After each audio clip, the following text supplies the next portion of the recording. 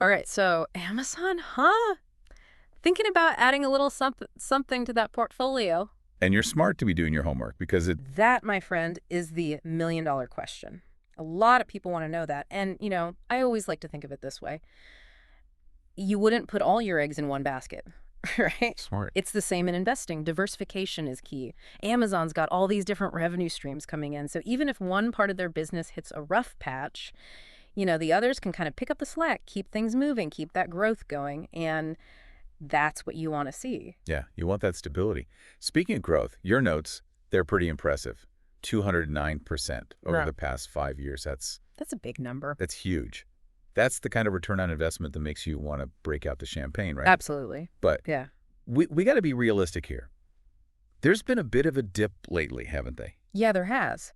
Like, their stock is currently sitting at, what, 160.92? Right around there. Yeah.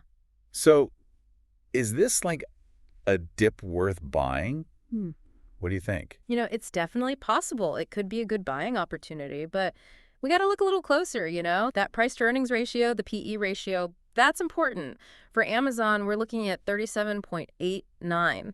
And that might sound like a bunch of jargon, but it basically tells us how much investors are willing to pay for every dollar of Amazon's earnings. So when you see a higher PE ratio like that, it often means that investors are pretty optimistic about their future.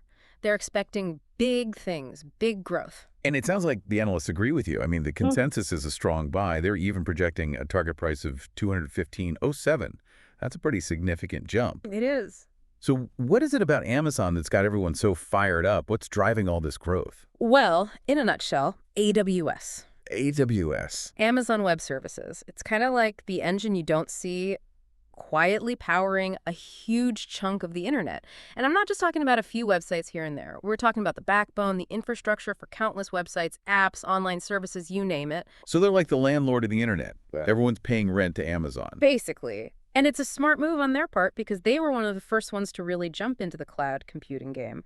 And they've spent years building up this massive, really reliable infrastructure that's just tough to compete with.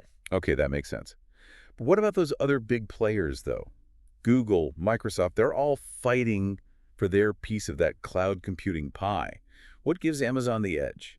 Well, like I said, they were early to the party, so they had a head start. But it's more than that. See, they're using the data they gather from AWS, all that juicy information, to fuel their other ventures. Think about how much data they're collecting just from online shopping alone. That's a gold mine. And they're smart. They're using it. They personalize recommendations, optimize their logistics, even develop entirely new products. It's a loop, a really powerful feedback loop. Wow. It's crazy how all these different parts of the Amazon empire, they all seem to connect and work together. Mhm. And they're not afraid to spend money to make money. I mean, almost $90 billion in cash on hand. It's a lot of zeros. That's serious firepower. Oh, absolutely. And that kind of cash gives them incredible flexibility. It's like having a giant safety net or maybe a really, really big war chest.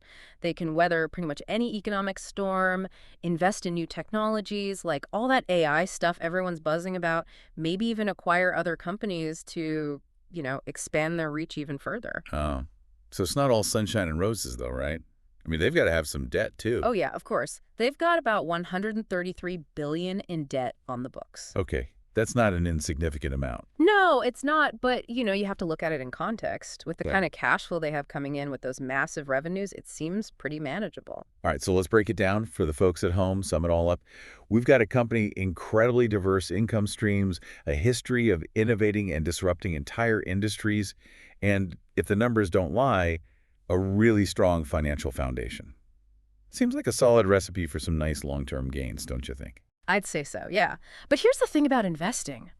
The only guarantee is that things will change. You always have to stay informed, stay curious. Amazon's doing great now, but their dominance, especially in the cloud, it's not a given. The competition is fierce, there's always new players emerging, and technology, it's always evolving. So while you're doing your research, and you always want to do your research, ask yourself this. How might the future of cloud computing, how might that affect Amazon's profitability down the line? Lots to think about.